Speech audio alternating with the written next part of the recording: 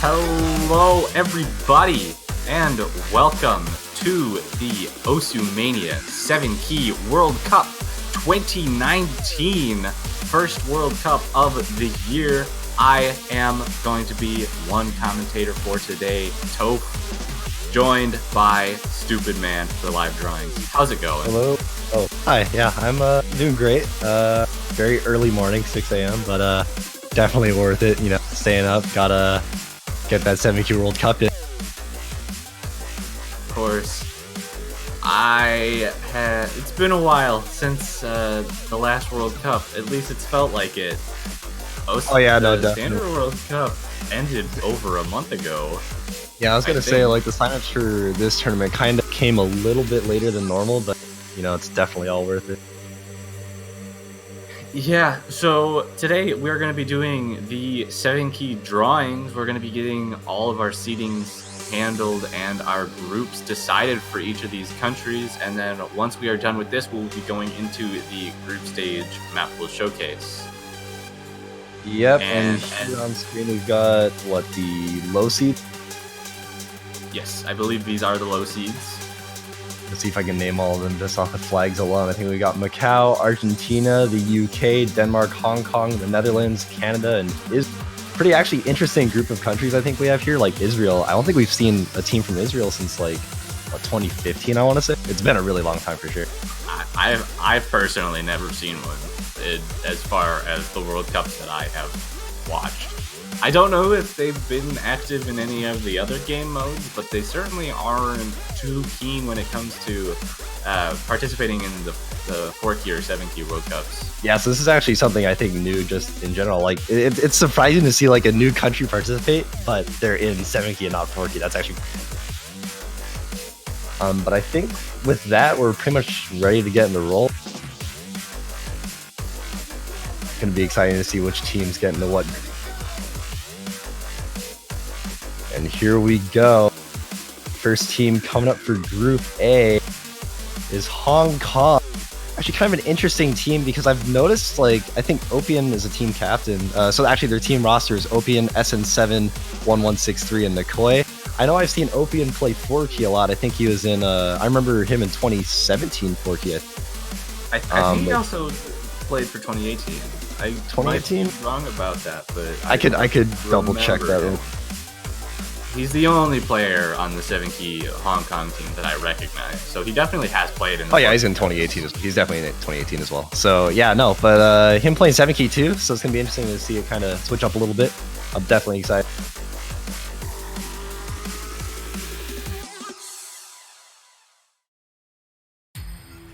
Moving on to Group B for our low seeds, it is going to be Macau. Juan's favorite team. Yes, Juan's favorite African team. We got 2 players on this team, only 2. It's going to be Idkuz123 and Caption. As far as I'm aware, Idkuz is actually a pretty decent player, but I'm not fully sure of the realm that Caption handles. Yeah, so I think Idkuz, he's definitely played in a lot of MWCs before. I think at this point, this is his 3rd 7-key MWC. And despite being low seed, I'd argue that they're actually the best low seed out of all the teams you see on screen right now. And I think Captain definitely doesn't fall too far behind. From what it seems like, he has somewhat decent accuracy. So I think he'll definitely be able to hold his ground during group stage, and we might even see a close match with the mid seed. Fully depending on what mid seed they end up getting, but hopefully we'll be able to see a few close matches between these low seeds and the mid seed. Also, I should probably mention that in regards to Macau, the idea of them being an African team was a joke from, I think, 7-key 2016, where it's Juan thought they were an African team when they joined. But anyways, for Group C, we have the Netherlands. I feel like they're a bit maybe on the lower end of the low seeds, just in regards to the rest of the teams that are up there. But still, I think they actually have some. I think Frake, their team captain, is actually pretty active. So it'd be interesting seeing him play in a World Cup setting, because I actually know he played for another community tournament earlier in the year. But regardless, their rosters, Frake, I think that's how you pronounce the name, Redon, Penda, and Rednor. So I think they actually do have 2 pretty okay 7-key players, so at least I think they'll be able to hold their ground that. But yeah, actually, should be pretty interesting seeing what kind of mid seed they get matched up with, because if it's actually not too good of a mid seed, I think they might actually have a running chance here.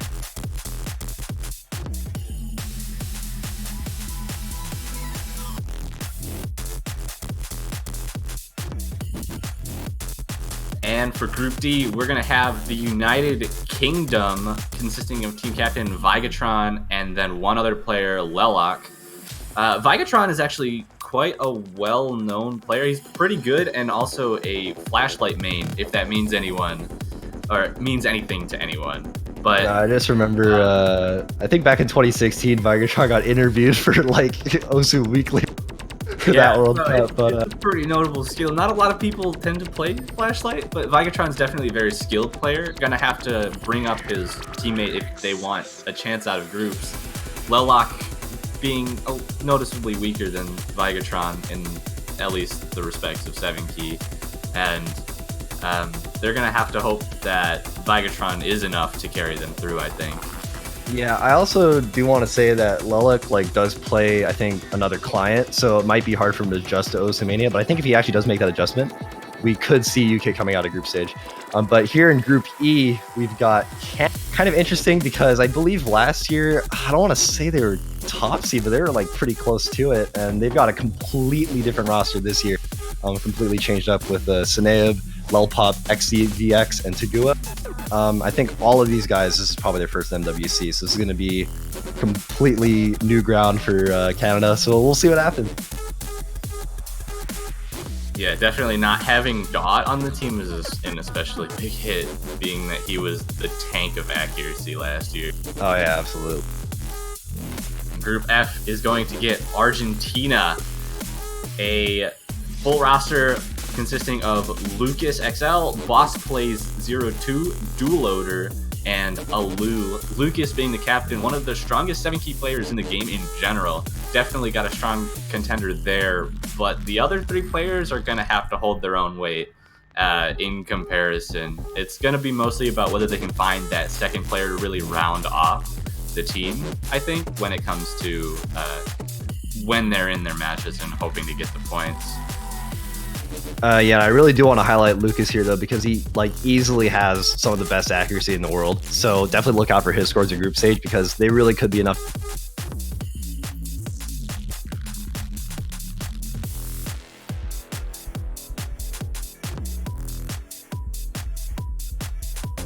Oh, and for group, I believe that's G. My eyes are failing me. We have Denmark here with Mart 732C, Q Niba, I think, Joel, and Optane. I think in regards to players, I know Mart's actually fairly well-rounded, and Joel may be a little bit behind him, but they're actually, I think, one of the better low seeds this year, and really something to look out for. If we can get another Scandinavian country in round of 16, that'd be awesome. So I'm definitely looking forward to seeing if something like that can happen. But of course, I believe Group H, you could take it from here, Toe. Yeah, Group H, we already can tell what the team's going to be. We talked about them a little bit earlier as a contender for the first time since around 2014 or so. Israel is going to be a team consisting of Liden, Nadav, and Zivi. Liden being somewhat known for his 7 key play, but Nadav and Zivi kind of I know them personally. I know at least Nadav personally from 4 key. So their team is going to be a little bit on the side of hoping that the 4 key can somewhat translate to their 7 key skills, and hoping Liden can at least push them through as the sort of carry on the team. Yeah, definitely. But here we are with the mid seeds. Pretty interesting group here. I think it's actually pretty diverse. We've got Singapore, Russia, Taiwan, Germany, Chile, France, Sweden, and Japan. I think I mentioned Singapore. Yes. Yeah. So yeah, that's gonna round it up for the mid seeds for now. We'll see who gets into Group A, I guess.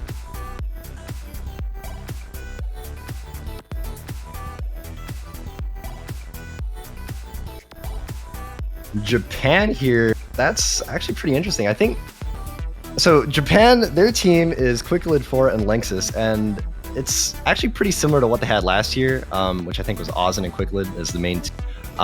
So this year I think it's going to be interesting because Quicklid on the Japanese team is definitely someone who's very LN oriented, whereas Lanxess, from his scores, it seems like he's pretty Rice oriented. So we'll definitely see like these two skill sets sort of balancing out. And I think during group stage, they probably got one of the safer groups, I want to say. So they definitely shouldn't have too much of a problem here. I think they'll definitely be able to hold their ground. Yeah, the most worrying group. Probably coming up right now, Group B. Whatever mid-seed ends up getting this group might want to be a little bit worried for their low-seed match. Russia is going to be that country, captained by Mage, bringing out with Delini, Timibuka, and Flexo123. A lot of these players are pretty similar in terms of their skill sets. They tend to be very Rice-oriented, and they can also, as far as I've seen in the past, they have been pretty known for at least putting a lot of practice into the SV maps.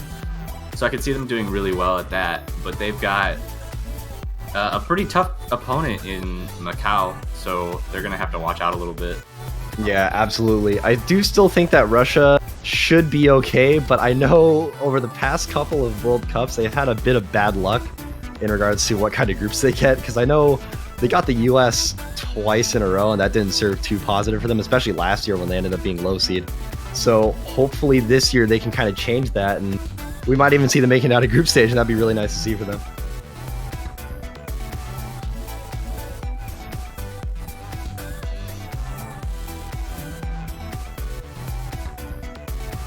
In Group C, we're going to see Taiwan.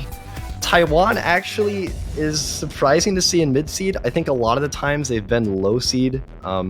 So this actually is pretty new ground for them. Their team this year is Foxtail, Tofu, and Snow Rabbit. Only 2 players, but it seems like these are 2 players that can definitely hold their ground.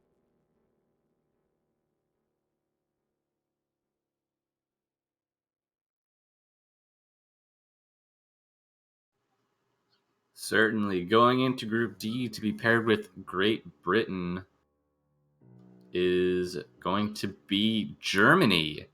Germany is consistent of DualShock, Malox, Retlam, and Plane 14. They've got a pretty interesting roster as far as at least key modes go. I think Malox and Plane 14 are pretty well known for 7-key, but Retlam and DualShock are a little bit on the weaker side, more on the 4-key side. So they're gonna have a pretty interesting path through group stage, but I think they should be able to hold their own. Malox and Plane 14 definitely pretty good on their own right. So it's going to be pretty interesting to watch them. Yeah, I do want to also add that Retlam, I think, actually does play a lot of 7-key just on a different client, and I think that kind of is a negative just in regards to Osamania, because the accuracy can definitely be a bit... So that's definitely something to look out for. But I think in regards to Group D, we might actually see a pretty close match here, because I know Vigatron can definitely hold his ground against Germany, so we'll see if they can do the same against Britain. If we do see a Great Britain upset, that'd be actually huge, I think. But here we go with Group E. We've got... Oh, I thought it was going to be Singapore. All right, so we got Sweden versus... Sweden consisting of Sadcat, Vortex, Crady, and Stug. Actually a very, very like solid roster here. Like it's a lot of players that I think are good across like all skill sets, and I think their skill range is pretty similar too. So we'll see a lot of consistency from there, and I think they'll have absolutely no trouble getting out of groups this year.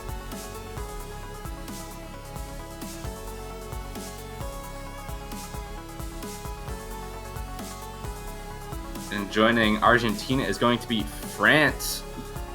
The team with Elementaires, Charlie's Madcut, Antoe, and Kunu. Elementaire is definitely well known in the realms for his 7-key play, particularly good at Rice. And then the other player to watch out for on that team is probably Antoe.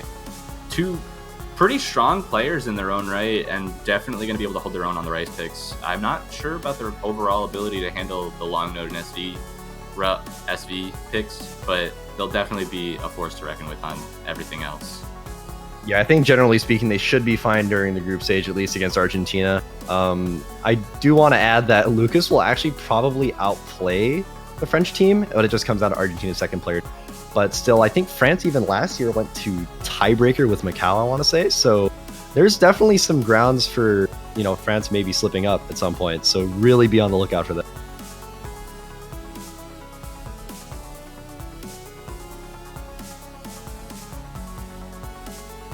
Group G, we've got Chile.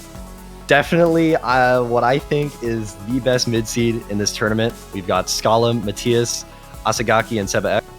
Scalum, definitely known for a long time now for his ability to just be very good at this game. I think his particular strong skill sets are probably LNs and just accuracy and even ability to play SVs and even slow jams. Like, he's definitely that kind of all-rounder, and he's easily one of the best players in the world. And he's got Matthias to back him up as well, who's actually pretty decent at 7 key as well. And I think right now, the thing to look out for when you see the top seeds is definitely who gets Group G, because that's going to be a really rough matchup for them. And pretty clear, Group H is going to have Israel joined by Singapore with Bye For Now, Sarayu, Escalade, and Zerulite. Another team that's kind of... The players are pretty interesting. I think they have 2 or 3 7-key mains, and then a couple of 4-key main, or 1 4-key main for the most part. So we're going to probably be seeing Bye For Now and Escalade playing a lot, but the other two, we'll have to see what happens with them. I just can't wait for a Seiru versus Nadav match for Israel and Singapore. We can get the real 4-key boys playing. But here we've got the top seeds now. This is where the tournament gets spicy. You know, we've got the US, you know, top seeds best country. Yeah, Thailand, Indonesia, and Poland. So not a matchup you guys will be seeing in this tournament, unfortunately. Korea, China, Philippines, and Brazil. Definitely a really, really strong list of countries here. I like how Indonesia and Poland are right next to each other on the flag list. Of course, it has to be that. Of course, obvious. Actually, I will say we can get Indonesia and Poland if one of those countries were to get second place in their group, and they did end up seeing each other around. Just pray for that. I'm sure it'll happen down the line. Pray for Poland versus inverse Poland. Exactly. So for Group A, Philippines. Okay, this team is absolutely insane this year. I've never seen a Filipino team as good as this one, for sure. They've got Cielade, the Dots, Kura, and Entozer. And Entozer is a name that I'm sure a lot of people have not heard in a very long time, but he is definitely back. And this is going to be absolutely crazy, I think, because these guys are definitely 4 people who, like, they're insanely consistent. They're some of the best players in the world, and I have no words. Like, I'm pretty sure they can at least get top 3 this tournament. That's what I'm expecting, and I'm definitely really excited to see them play. On that note, though, that does come at the expense of the other players in Group A. They're gonna have, I think, a lot more trouble, like definitely scoring points against Philippines. But it's gonna definitely be for good reason. Yeah, I think any team would end up having issues getting points against Philippines, even when we get into like other top seeds with how good this team is.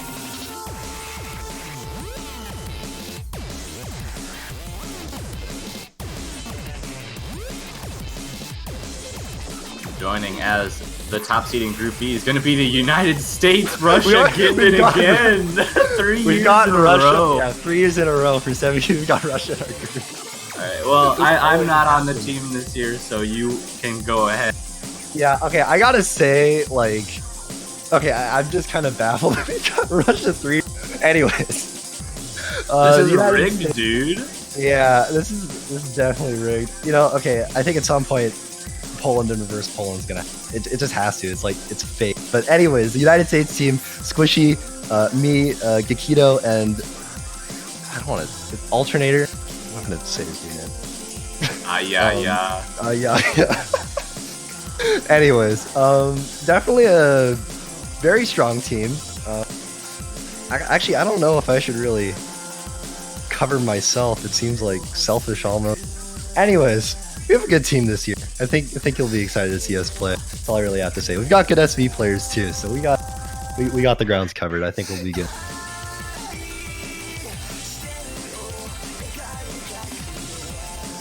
All right, on to Group C is going to be South Korea, another team that really doesn't need an introduction. We got Jakads, Wonder 5193, and Keyboard, and Estonians. 3 of those names are extremely recognizable. Absolutely. They have the top 2 players on the rankings and arguably just in general on the team. Rounding out with Estonians being one of the best long note players and one of the better SV players in the world. And then N Keyboard coming from O2 Jam, I believe, as one of the better players there. So they've got another really, really strong team and another really hot contender for first place yet again. Yeah, I do want to also add that last year, I think they weren't looking too good on LNs. I know they did lose a point to China, it was China or Malaysia, I think, on second run. And I think they did. I think they lost to China and Malaysia on second run.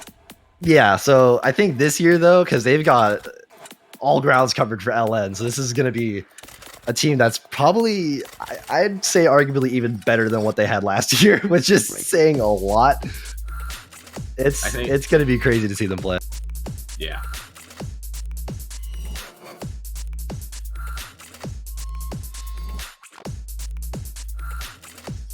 Brazil for Group D. All right, that's actually interesting. So Brazil is definitely one of the most well-rounded teams this tournament, and consisting of Lothus, Lazarento, Ursa Manso, and Tilly Fangirl.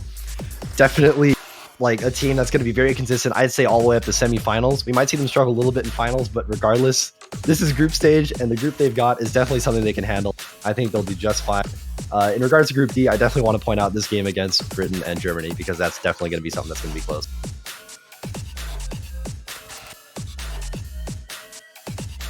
I see the chat going with the 7-1 here. 7-1. Oh, I didn't even realize that's Germany and Brazil. Anyways, yeah, Group E's gonna be Thailand. Team of Lost Cool, Kenzie, Boss Madwolf, and Harlem Shake 555. Lost Cool being extremely good at 7 key. Just one of the best players in general at 7 key. Rounded off with Kenzie, I think is also very good. And then in the realm, I think they have a particular semblance towards long notes as a team. One of the better long note teams in the tournament as of right now. Oh yeah, absolutely. Like their long notes are like, because Lost Cool's one of the best long note players in the world easily, and then Kenzie is definitely like not too far behind in long notes. Like his skill's pretty good. Yeah, so they're gonna have to bring up a little bit in terms of Rice, but they've got extra teammates. Boss Madwolf being known very well in the 4-key realm for his SVs. I'd imagine that would translate somewhat well into 7-key. So they should be all right on that realm too. So we'll have to see how they just perform in general. They've got a group that they should be okay with, I think. Though Sweden is notable in that they in every World Cup, I think they've been one of those teams that could just come out from below. Yeah, I mean, we saw even on 4Key 2017 with Korean. And, you know, this year, I think Sweden, there's a couple points where they can definitely get off Thailand. So that actually might be a match to look out for.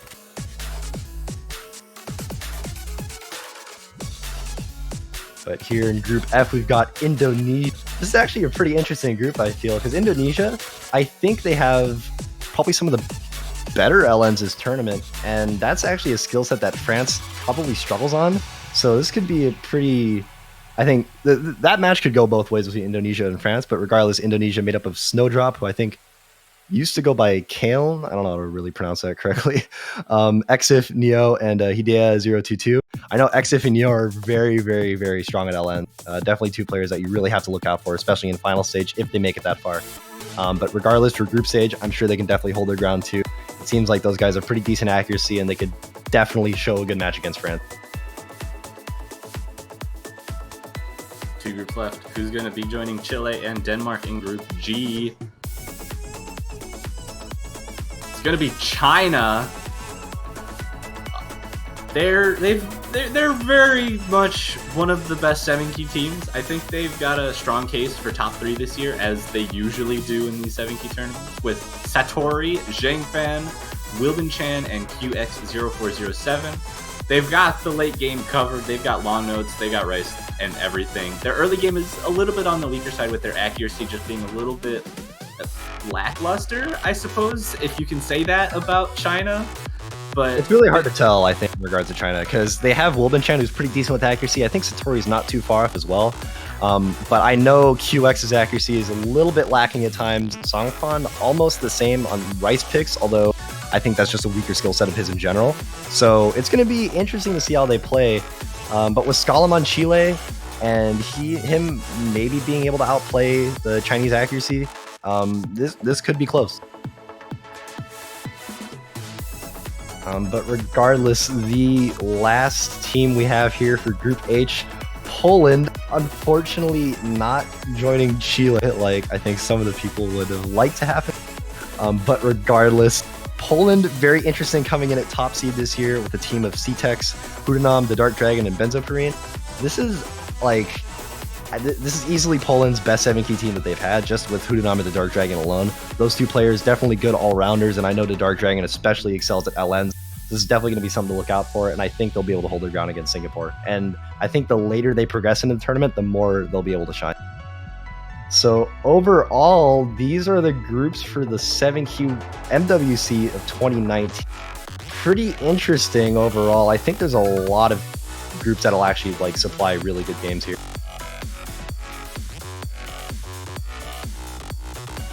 Like I mentioned earlier, there's the UK and Germany, and then of course you got Germany and Brazil.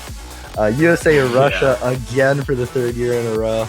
I'm also looking forward to Russia versus Macau in that same group. Oh, absolutely. That's going to be an interesting one. Group B is definitely going to be one of the most interesting groups of the tournament.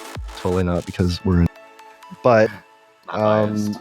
Yeah, not biased at all. And then Indonesia and France definitely is going to be something to look out for as well.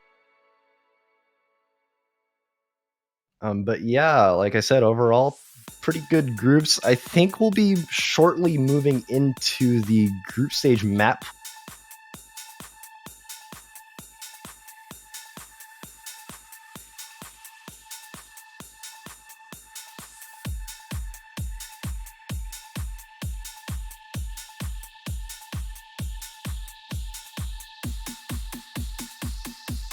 But yeah, just like I said, we should be getting into that short. In the meantime, I guess we can answer a couple questions from chat.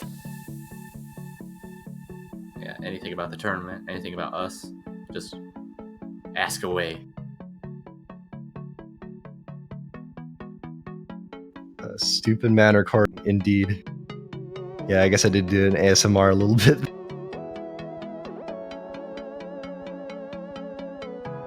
Yeah, what's your shoe size? That is an amazing question. It is very topical. Mine's 10, by the way. I'm 11 and a half. Who do I think will win this year? What a intuitive question. I have no idea. Yeah, the USA will win this year for sure. Not Korea at all. No way. Korea will not win this year. There's no way.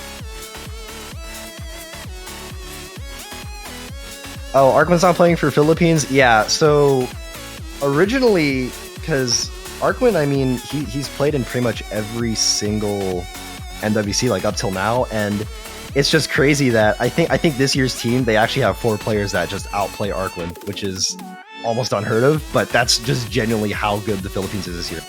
They definitely have a shot at top 3, and if they really get down to it, I think they can get 2nd place this year. That would be ideal, and that'd be really, really nice to see.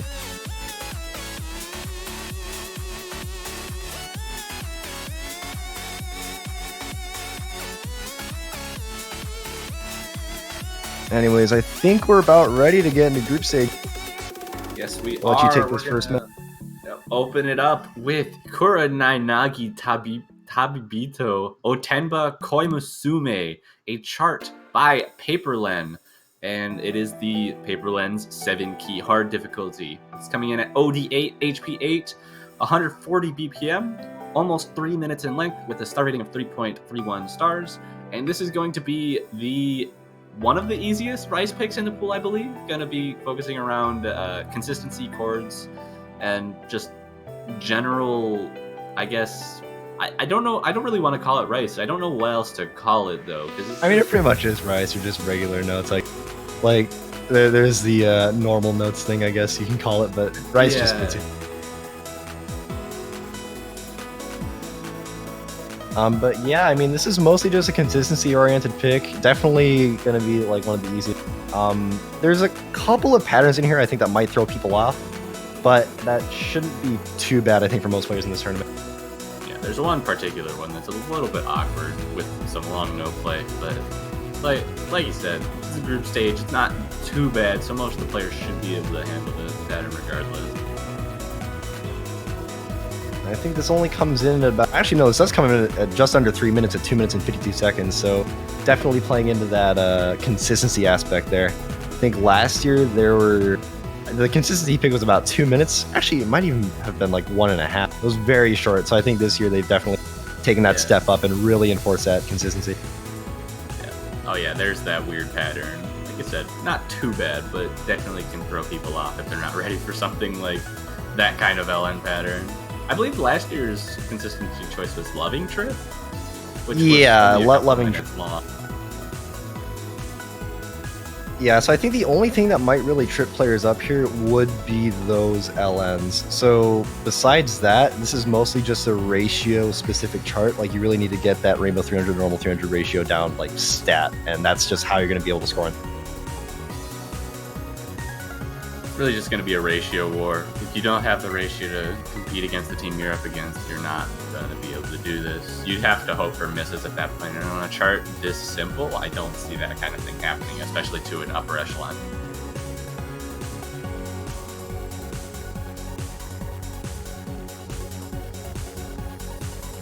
But coming up to the end of the chart, should be much less dense here, just a break period at the end.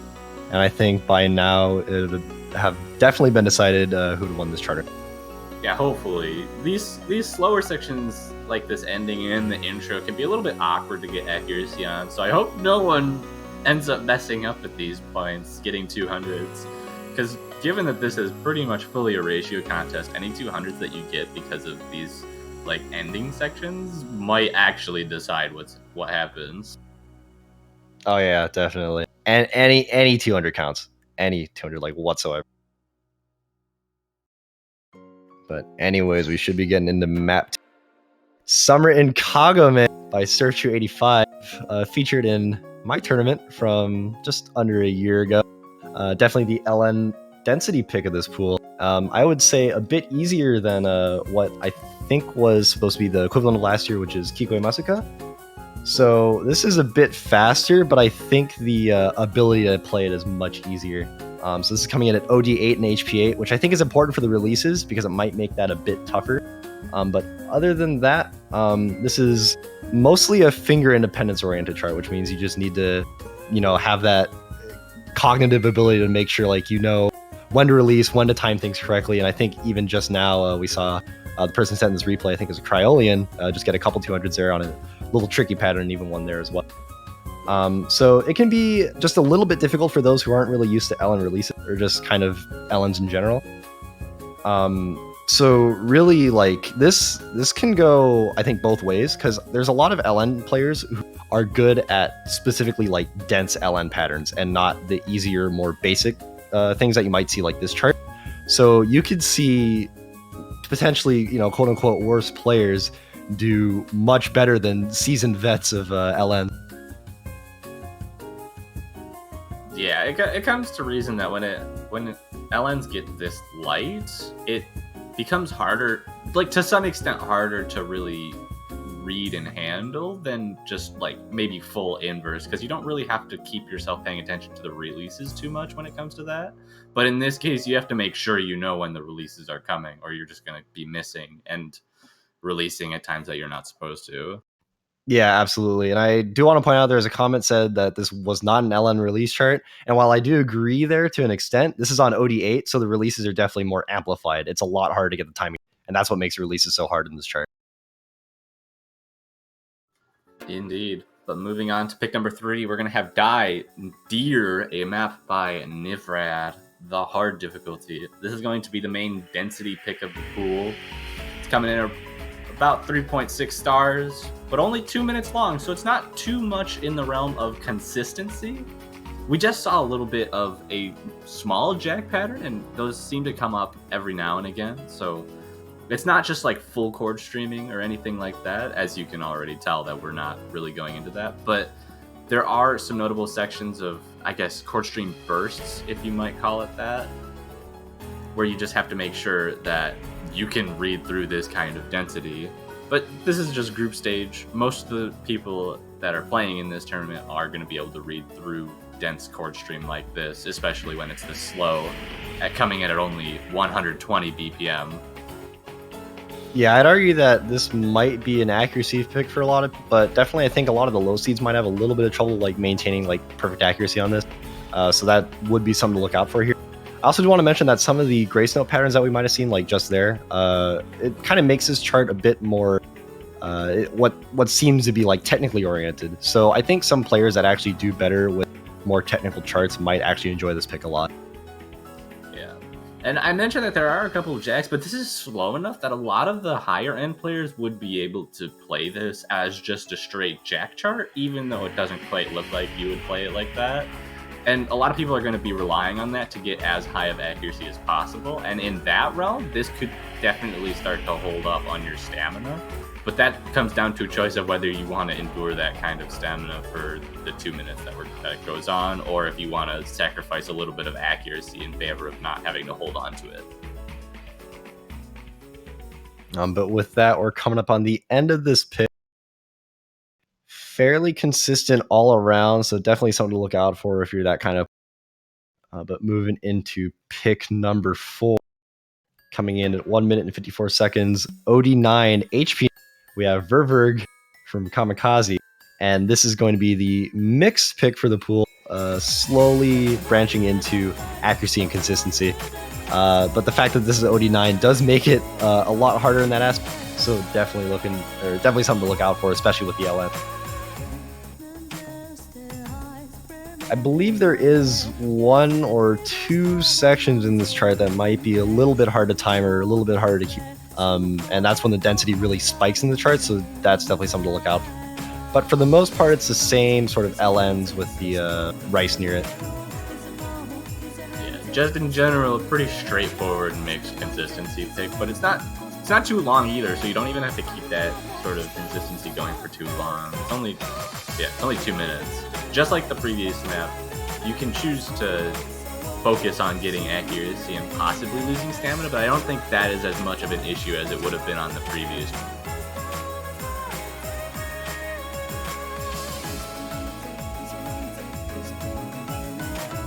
And this is, I feel like, sort of a break section in the chart, because I think what we saw earlier was where that density did kind of pick up.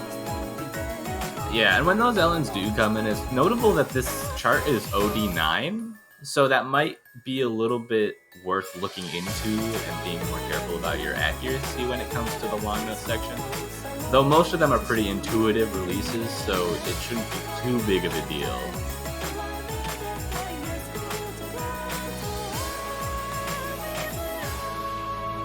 But yeah, in regards to consistency, I think this chart stays pretty consistent as well.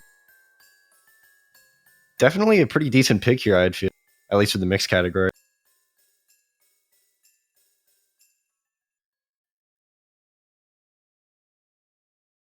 Certainly. And with that, we will be moving on to pick number 5 and the first of our SV charts of the pool. This is the Queenstones. The Last Rave in the Depths of Your Eyes is a chart by Cryolian. It's 3.5 stars, 2 minutes long. It's only OD7, so the accuracy is going to be a little bit lenient, but as you can already see, you're going to have to know how to read slow jams and just continually react to the scroll speed slowing down, at least in this intro. And you'd expect the main gimmick to be these slow jams, which it sort of is, but it's not quite as straightforward as that, where it starts off at a normal scroll speed and then slowly slows down the scroll speed until it hits a low point, which is not... It's harder to handle than just general slow jam, since the spacing of the notes are different. But other than that, it's not really too bad. The patterning isn't too easy for an SV chart, so you're gonna have to actually mind your patterning and how you're playing it. But other than that, this is gonna be pretty much the same stuff until the melody, and then that's probably when it switches up. Yeah, it goes back to that. Yeah, I would say that OD7 here is a little bit lenient, so definitely I think better for players that maybe aren't exactly used to SVs, and this can kind of ease them into it. And on that note, I think that's what's going to make this pick maybe not much of a ban option. So hopefully we'll see a lot of SVs being played, which would actually be pretty different for a change. Yeah, we also have to note that this isn't the harder of the two SV charts as far as I'm concerned, or at least it's not the most SV oriented of the two choices. We'll be seeing that. Yeah, I would say that this might be hard to time, but it's definitely easy to. So I think that's where that's the trade-off between SV reading and SV memorization. Like memorization, you can get down the timing because you're essentially really just like going through and memorizing the nuances and the patterns of the chart. Whereas in the reading pick, it might be a bit harder to get the timing down, but you can basically learn it right away.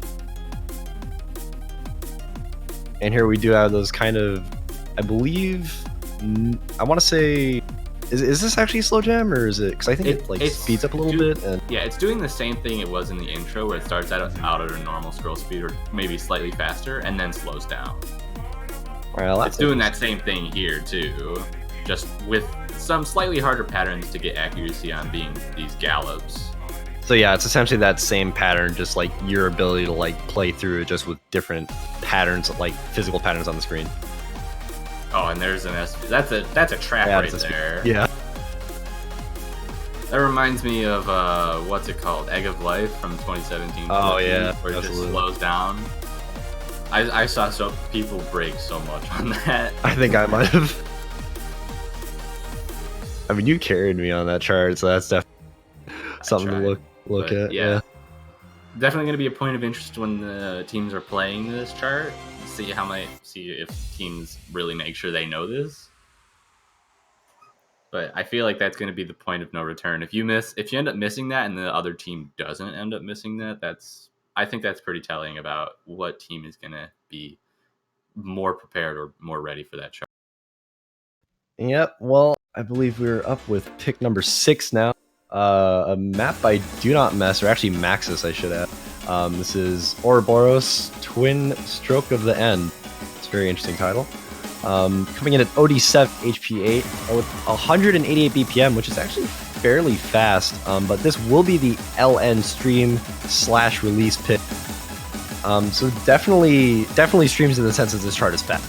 Really something to look out for. Starting of 3.7, which kind of shows the kind of density it's trying to convey. So this is probably, while this is a stream pick, some of the hardest things about this are the release time.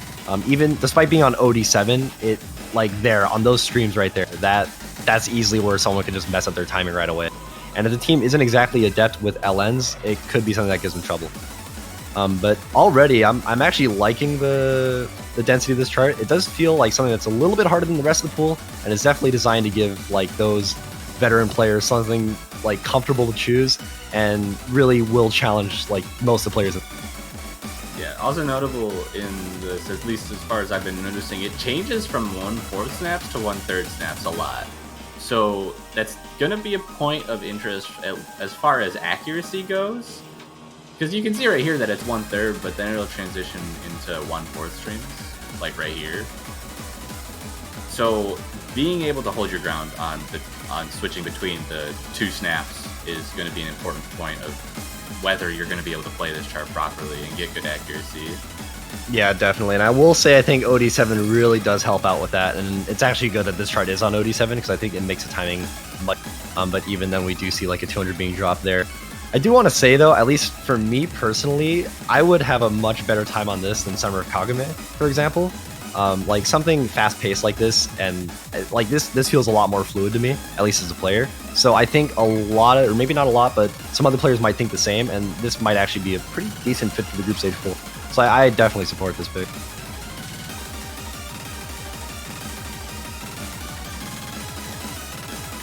But coming up on the end here, it does get dense. It does definitely get dense. Just the outro left, I think. I don't think there's anything too extreme anymore. So once you get to here, it should be pretty defined who takes. Definitely a step up from the rest of the pool. There's no doubt about that. 21 200s as opposed to with everyone else having gotten like single digit, I less than think, or 10. 0. Yeah. Oh, and here comes another one like that. Pick This number is 7, Tenku no Shiro Viriru, chart by Blocko, another difficulty. The star rating is the first one I've seen that's higher than 4 stars, 4.03, but it's another pretty short one. It's only 2 minutes and 2 seconds. As you will probably be able to tell, this is going to be focused on speed. These patterns, I'm not sure what to think about these patterns. As a relatively low-end, I guess, player, these look pretty complicated to get good accuracy on, but I'm sure that the speed of them isn't so fast that a high-end player would have trouble with this at all. Well, I wouldn't be so certain about that because this comes in at 222 BPM, which is incredibly fast, especially.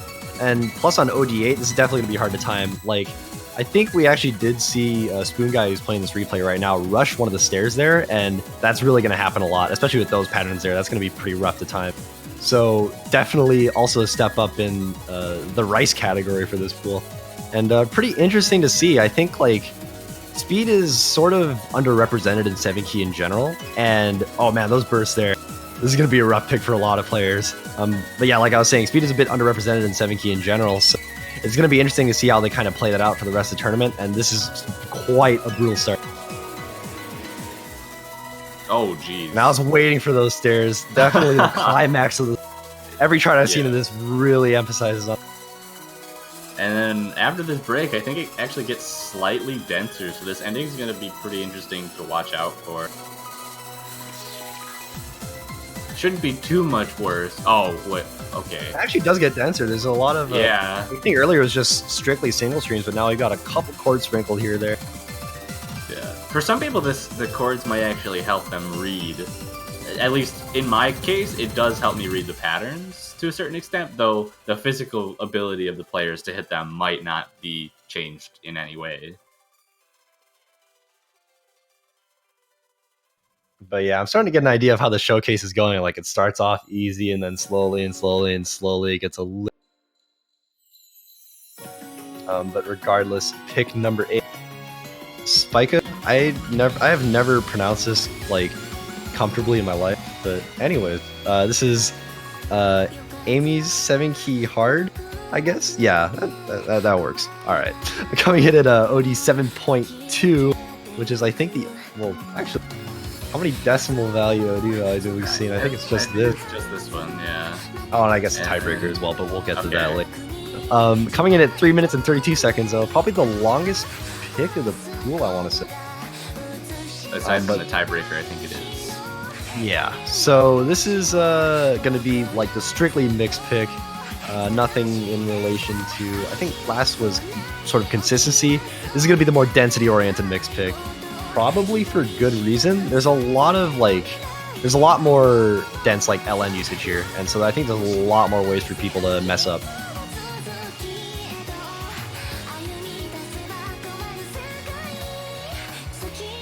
Also, a question in the chat: is Volcanic in the final?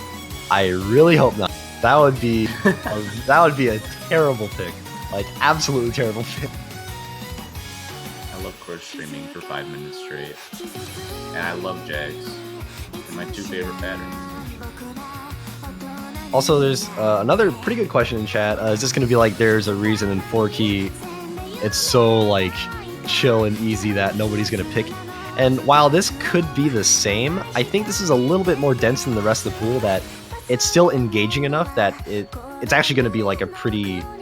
I wouldn't say like used too often. It definitely won't be banned, I think. But I think it'd be picked more often than another consistency pick. If there's anything that doesn't get played because it's too like chill, it'd probably be the first pick, Otemba Koimusune. Yeah, the only thing about Otemba is that it's a lot shorter, so it's a little bit more approachable for most people. This one is definitely not on the side of being boring, at least in comparison to the rest of the pool, certainly. So it's not something that I think people are going to fall asleep while they play, as a matter of speaking. But the length might turn people away.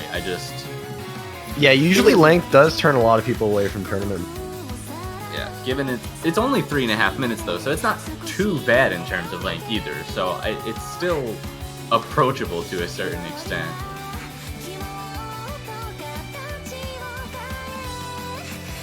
I don't think there's anything that would be like clearly avoid this at all costs because it's either boring or too long.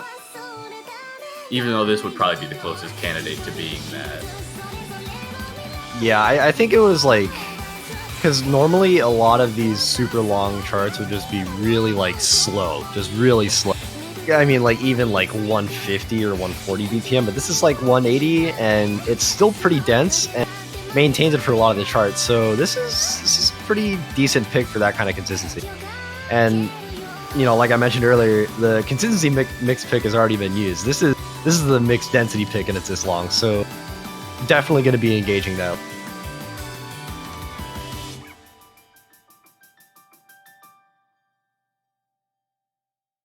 There it goes. That is it for pick number 8. And we're moving on to our final Nomad pick. The last one right before the tiebreaker. It's going to be not Scatterbrain. This is the other SV chart, the memorization-based one. It is only 1.88 stars, and you can already tell what is going to be happening in this chart. This looks really hard already, actually. I'm not going to lie. Yeah, this is band fodder for sure. This almost looks like something that wouldn't even be in group stage. I think the only thing saving the thing saving it is the patterning almost. Just being on the rather easy side. I'm sorry. That happened last year too. No worries. I was gonna say like last year group stage. I mean there was Sakus and Kaegi, and that was pretty hard for group stage SVs, but people still ended up practicing and doing pretty good on it. I do want to say that I think SVs are a little bit more underestimated in regards to like what players can accomplish with it in 7 key. But this seemed like while it's definitely hard, I want to say I feel like there's some sort of like intuitive pattern with it. Like as long as you catch on to the original like SV pattern, it seems to repeat itself over and over and over again. So it doesn't look like you have to really learn all 1 minute and 30 seconds of this. You just have to learn a fairly small bit and just kind of adapt. Yeah, the one thing that's probably going to turn people off is that the spacing of the notes changes like sporadically. It looks pretty random in terms of what it's doing, but like you said, it does repeat. So if you can get down the first set of it, you can pretty much get down the rest of it. Yep, pretty much. And there is a question asking if all of these maps are free mod, and yes, they are all free mod. I think the mods that you can use are Hidden, Faded, and Flashlight. But yeah, other than that, everything's free mod, including the tiebreaker, which is coming up right now. And this is actually a pretty interesting. This is definitely something that's, I would say, a lot harder than what you'd imagine, at least compared to this stage's map. But this is Renatus by Lord Rika, coming in at OD 7.6 and 3 minutes and 48 seconds. Almost 4.5 stars, too. So this is definitely like a long, balanced in regards of skill sets and difficulty. And really just something that I really like as a tiebreaker. I actually selected this as a tiebreaker for my tournament, I think about 8 months ago. Yeah, as someone who has tried this chart, this is towards the upper end of my capabilities, and I feel relatively confident in my ability to like hold on to most of the group stage charts, so this is definitely a rather large step up from the rest of the pool, like you said. I'd say that most of the time when people choose tiebreakers for tournaments like this, they try to match the difficulty of the tiebreaker to what you see in the next round. So this might be a good opportunity to see the kinds of difficulty we would see in round of 16 when that comes out next week. And I think that's pretty telling that it's going to be a somewhat large difficulty gap, but it's still approachable to, I think, a lot of these players. Oh yeah, absolutely. Like, the thing is, too, is that, like you mentioned about having a map that matches the difficulty of next week's pools. Like, you really want the team moving to be better on next week's difficulty of maps. Like, you want the team that's obviously, like, better suited later in the tournament to go forward. So, if anything, this is, like, the perfect pick for that. So, I'm actually really happy they went through this. And there's definitely a reason for this to be in group stage just for that alone. Because this is a tiebreaker. You're not forced to... So, it's... Well, of course, you're forced to play it if you end up getting to that tiebreaker point. But it's not something you really have the choice to pick. So definitely it's a really good way to close out the group stage, I think. And also, I do want to add, this is not the same set as what's bundled with Osu by D. So that is definitely worth noting. Yeah, it's not the ranked one. This is the loved set. Yeah, actually, yeah, this is loved. I almost forgot about that. Yes, it's paired with Fullerene's set, I think. Yeah.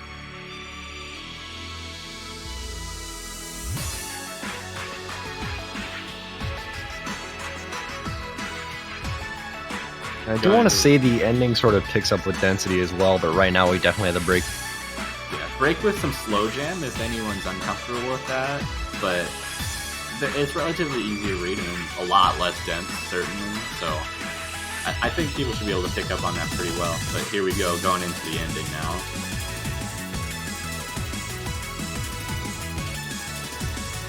Well, it's definitely a lot more mix in some of the sections of the chart. I know there's like one really dense right section. I think I had a little bit of symmetrical patterning going on. Besides that, yeah, this is pretty mixed and definitely harder than what we saw mostly of the rest of the pool.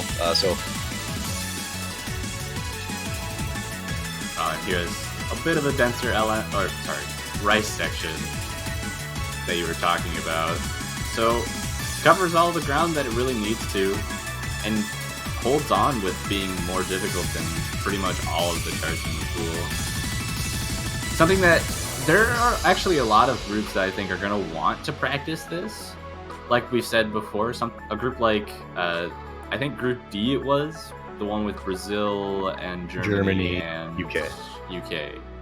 That's a group that might want to go ahead and practice this and make sure that they can at least react to the minor SVs, though they're mostly sight readable and reading based. So we might see a lot of people sight reading this as far as if they end up going to tiebreaker, but regardless of if they do, I think they should fare completely fine on it, unless they are just hopeless on slow jam. Yeah, I do want to add that if someone's going to practice this, I think they're going to be practicing just for experience with the chart, not just the SVs. Like a lot of tiebreakers, you'll see people practicing SVs specifically on the tiebreakers, and that's it. But this chart, like you need to know like that whole chart. So I think it's really important to get that kind of practice in.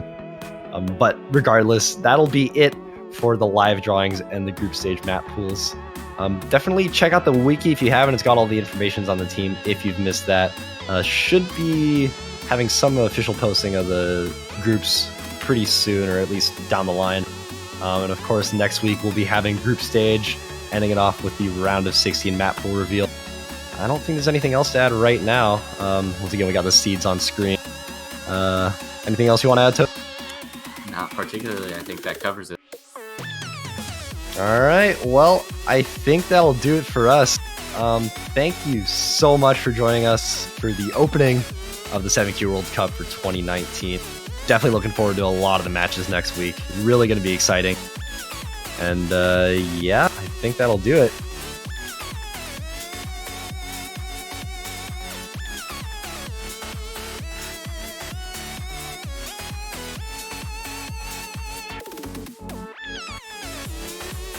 Well, I guess, yeah, so that'll be it. Hopefully y'all have a good weekend, and happy Chinese New Year, actually. I needed to mention that as well. That's coming up pretty soon. And yeah, definitely see you guys next, and enjoy the rest of your weekend. Thank you.